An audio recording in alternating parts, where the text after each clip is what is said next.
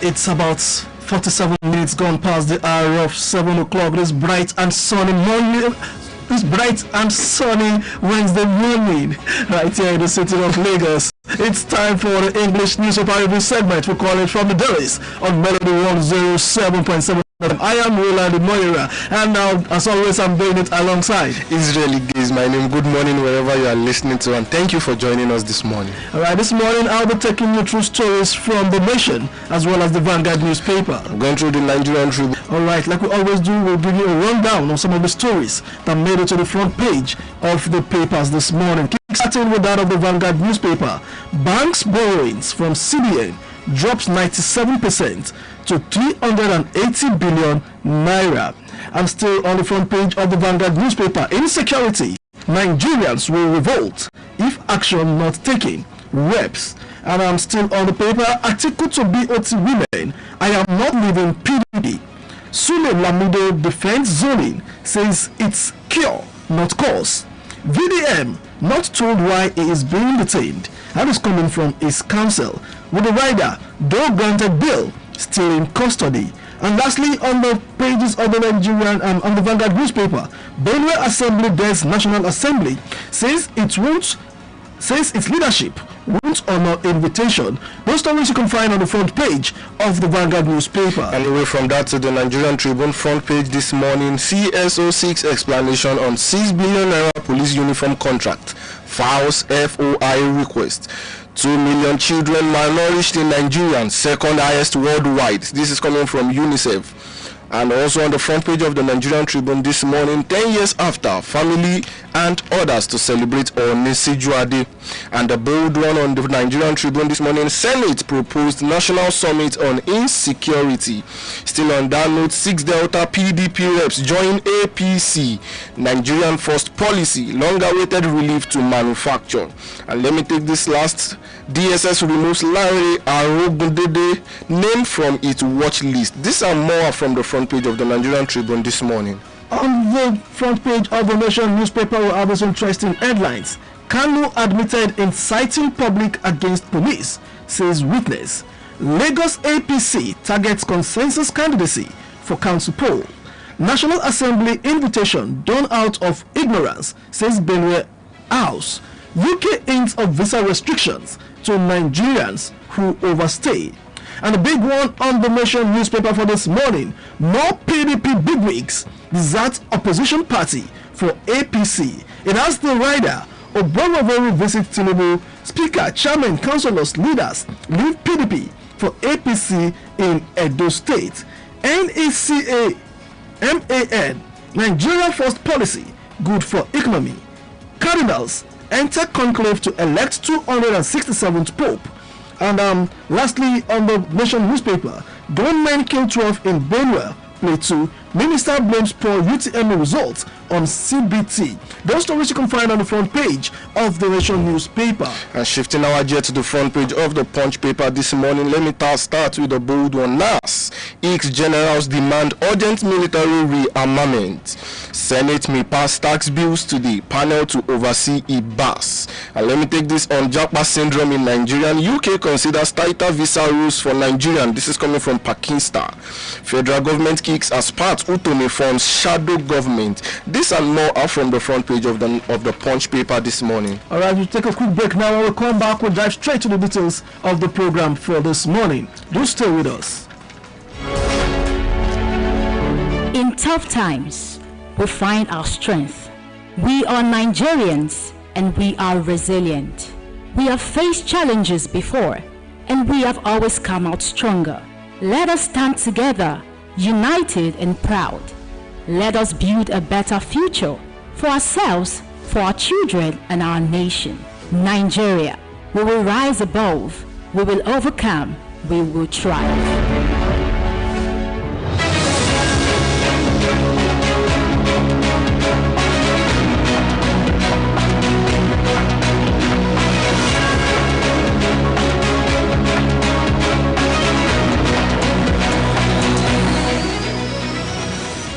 Welcome back to From the Dailies in Melody 107.7 FM. Now kickstarting with the Nation newspaper. On page 3, we have a story. President hails youth over GPS tech record. President Bola Ahmed Tinubu has congratulated a young Nigerian innovator, Oluwatobi Oyinlola, for setting a new Guinness World Record with the development of the world's smallest GPS tracking device. In a message posted on his verified X handle yesterday, the president wrote, "A Nigerian, Oluwatobi Oyinlola, has just developed the world's smallest GPS tracking device prototype, measuring 22.93 times 11.92 mm with endless possibilities for use in various industries and spheres of life. Congratulations, Oluwatobi, on this feat. You have just shown the world that Nigerian youth can."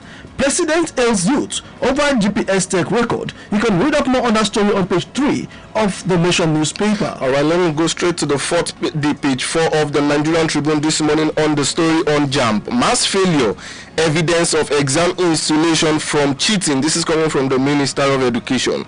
The Minister of Education, Dr. Tunji Alausa, has said that the mass failure in the Joint National Matriculation Board exam is an evidence of the level of success in the check against examination malpractice to pass the examination, undermining the place of genuine study to acquire knowledge. Feed questioning from Channel's television crew in its morning show, he said it's a reflection of exam being done the proper way. According to him, JAMB conducted its exam using computer-based testing. They have put so much security in place that fraud or cheating has been completely eliminated. Now, we don't have the same in our other exam like WAEC. And this is said, lastly, let me take this. He said by the year 2027, all exams will be full of computer-based tests, that is CBT, including WAEC, NECO, and every other exam. Mass failure, evidence of exams in solution from cheating. This is coming from Minister of Education. You'll find that story on page 4 of the Nigerian Tribune this morning. More looting at Nelfond, says Alausa. That is on page 3 of the Nation newspaper. The Minister of Education, Dr. Tunji Alausa, has debunked claims of large-scale looting at the Nigerian Education Loan Fund, Nelfond. He said the recent controversies stemmed from delayed reporting by universities rather than corruption. Addressing concerns raised by a retracted Independent Corrupt Practices and Other Related Offences Commission (ICPC) report, which alleged that 70 billion naira Nelfond's 100 billion naira was misappropriated, the minister described the claim as sensationalized. No looting at Nelfond, says Alausa, with the rider BEA suspended to channel public funds to strengthen education system. You can read up more on that story on page 3 of the Nation newspaper. And still sticking to page 4 of the Nigerian Tribune this morning, federal government attribute poverty, insecurity, and cultural barriers to 14.8 million out-of-school children. The federal government has attributed the over 14.8 million of out-of-school children in Nigeria to factors such as poverty, insecurity, and cultural barrier, urging strong partnership by stakeholders, including development partners, to address the menace. The Minister of Education, Dr. Olatunji Alausa, stated this on Tuesday while declaring open the International Conference on Smart Education and Digital Literacy, organized by the Universal Basic Education Commission. Federal government attributes poverty, insecurity, and cultural barriers to 14.8 out-of-school children. This story is featured in details on page 4 of the Nigerian Tribune this morning. And still on page 3 of the Nation newspaper for this morning, Tinubu sends 1.78 trillion naira FCT budget to National Assembly for approval.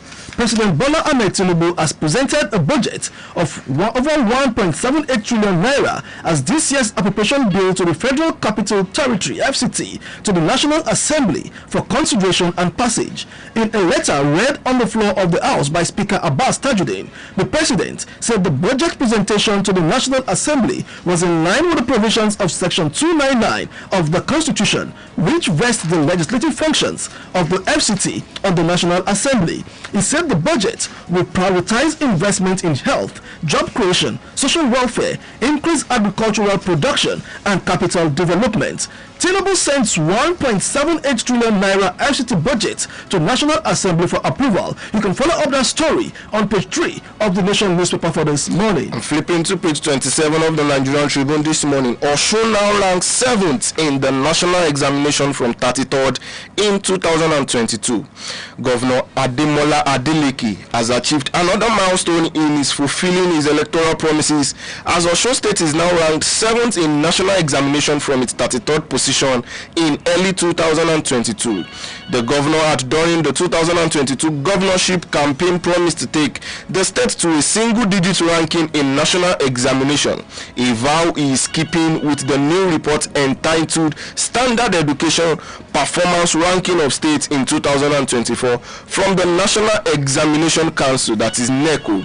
I am fulfilling electoral promise. This is coming from Governor Adeleke, and this story is featured in details on page 27 of the Nigerian Tribune this morning. On page 4 of the Nation newspaper, National Assembly invitation done out of ignorance, says Benue House. Benue State House of Assembly has described the invitation extended to Speaker Ahondona Dajo and the leadership of the House by the House of Representatives as an action taken out of ignorance. The House, in a consensus decision, rejected the invitation and asked the Speaker to ignore it. The House of Representatives Committee on Public Petitions, acting on a petition by a group, Guardians of Democracy, which called the Green Chamber to intervene in the crisis rocking the Benue State House of Assembly. The Green Chamber House Committee on Public Petitions recently passed a resolution inviting the Speaker of the Benue State House of Assembly to appear before it. That was today. National Assembly invitation done out of ignorance, says Benue House. You can follow up that story on page 4 of the Nation newspaper. Alright, this is still from the dailies on Melody 107.7. Thank you for staying tuned. Right now we'll be going on a short break. When we return, we'll give you the details. Please stay with us.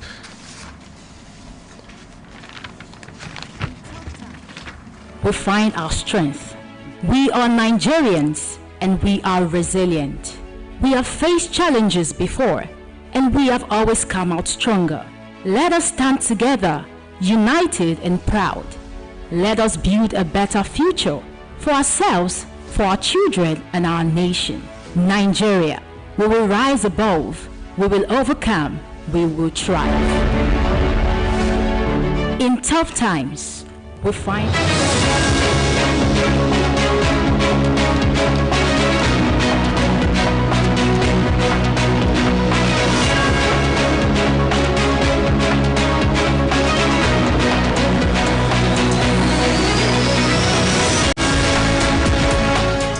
Welcome back to From the Dailies in Melody 107.7 FM.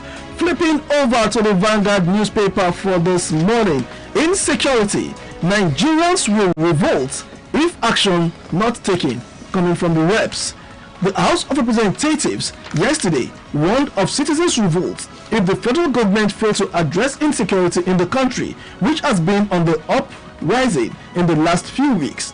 This came on a day Senate President Godswill Akpabio told his colleagues that the insecurity and parlous state of the nation's economy are stretching the patience and resilience of Nigerians to the limits and asked them to respond with legislative action. Lawmakers from areas ravaged by insurgency and killings by herdsmen in the country who led the debate on the issue at plenary also accused the presidency of not doing enough to resolve the insecurity problems in the country, despite over 19.7 trillion naira spent on security.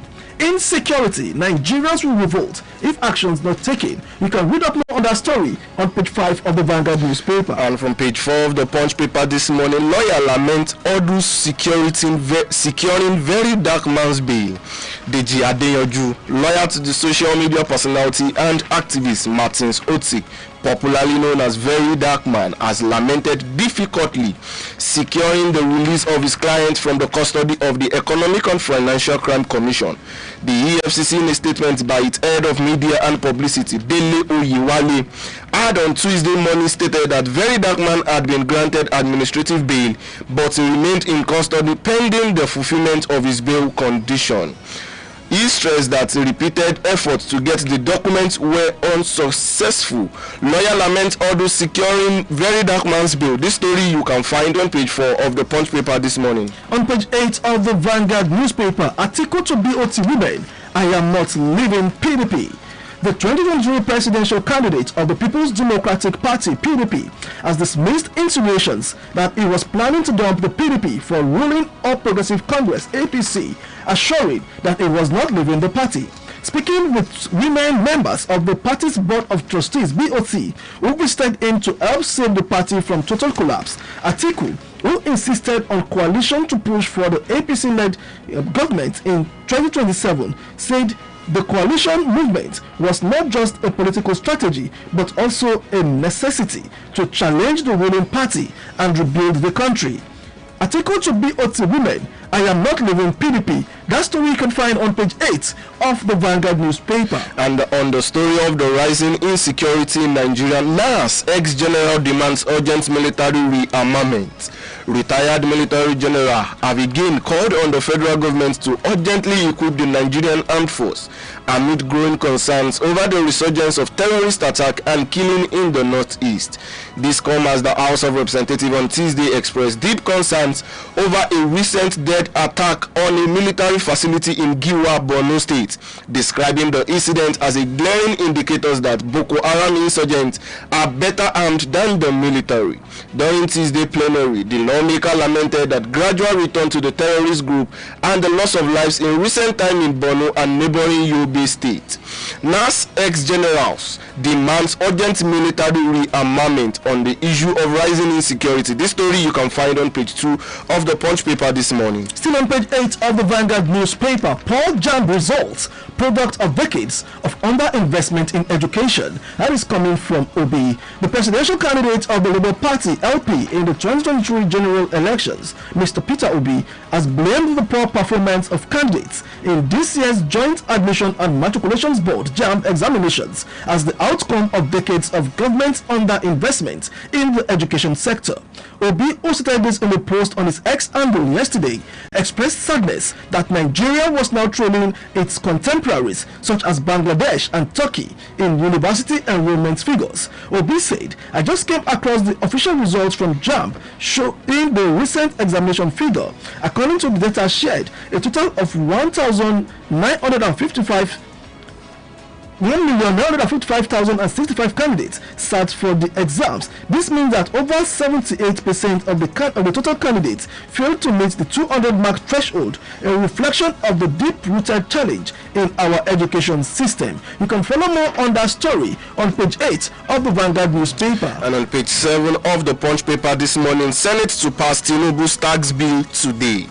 The leadership of the 10th Senate has postponed the passage of President Bola Ahmed Tinubu tax reform bills on Wednesday for proper scrutiny and debate.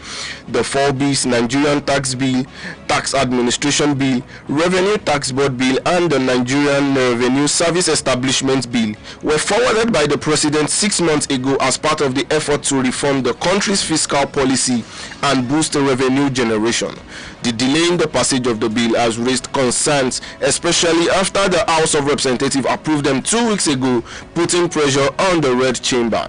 In a related development, the Senate leadership resolved to hold a 2-day national security summit to brainstorm a solution to the rising wave of killings and other forms of insecurity in the country. Senate to pass Tinubu's bill today. This story you can find on page 7 of the Punch paper today. Oluyemi Tinubu Maruwa expressed concerns over infiltration of drugs in local communities. You can get that story on page 8 of the Vanguard newspaper for this morning. The First Lady, Senator Oluyemi Tinubu, has called on state governments to embrace community-based interventions that would curb the impact of the scourge of substance abuse and illicit drug trafficking at the grassroots, in line with the National Drug Control Master Plan. The charge was given at a training workshop organized by NDLEA for Nigerian Governors Spouses Forum in Abuja yesterday, with a team of the governor spouse in attendance and at the Army War College auditorium. In a key address, to the gathering. Senator Tinubu, who was represented by wife of the Deputy Senate President, Ajia Leila Jibril Barau, commended the NDLEA and Nigerian Governor Spouses Forum for the initiative and advancing drug controls efforts to the grassroots across the country. She specifically commended Barua and his team for courageously confronting the fight against illicit drug abuse and trafficking in the country. Olurami Tinubu Marua expressed concerns over infiltration of drugs in local communities. You can follow up that story on page 8 of the Vanguard newspaper. Lunatic arrested with 27 SIM card in Lagos. Operative of the Lagos State Neighboring Safety Corps have arrested one Godwin, allegedly disguised as mentally unstable, in possession of 27 SIM card. The agency, in a statement seen by Punch Metro on Tuesday, stated that the suspect, who identified himself as a native of Ugeli local government area in Delta State, has been under surveillance for over a month. This arrest followed the receipt of reports from some residents of the Epe area of Lagos about the suspicious behavior of Godwin. The NLC disclosed that Godwin reportedly took shelter in an abandoned security post located near the T-junction in Epe. He was reported to be seen discreetly changing his clothes each morning and frequently engaging in late-night conversation.